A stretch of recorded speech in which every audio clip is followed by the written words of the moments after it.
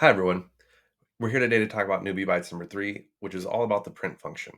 Sometimes you need to be able to see some of the output from your program, but you're not going to have the interactive nature of the Python REPL.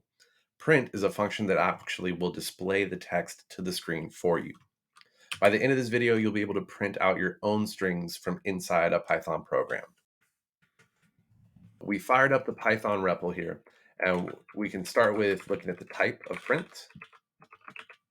And we can see that, yep, it is in fact a built-in function or method. Using that string, happy birthday, you can see that if I type this into the REPL, it returns the string with the quotation marks.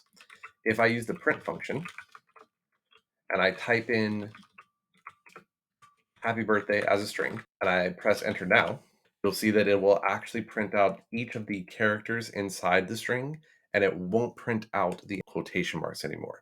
That's because instead of returning the string itself, print is displaying the characters of the text onto the screen.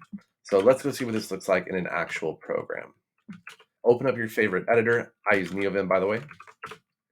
Here I have my blank Python file open, and I'm going to type in my string, happy birthday. Just like I did inside the Python REPL, I have a string, I have happy birthday. I'm going to close my file, and I'm going to use Python to run my file. You can see that nothing actually happens. I just get my command line prompt again. So fire up your editor one more time, and this time, let's actually print this to the screen.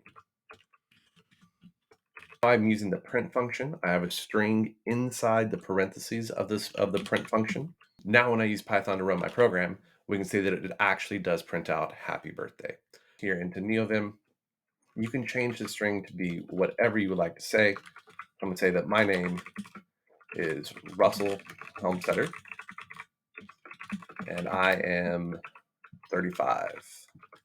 I close my text editor, and I run it one more time with Python.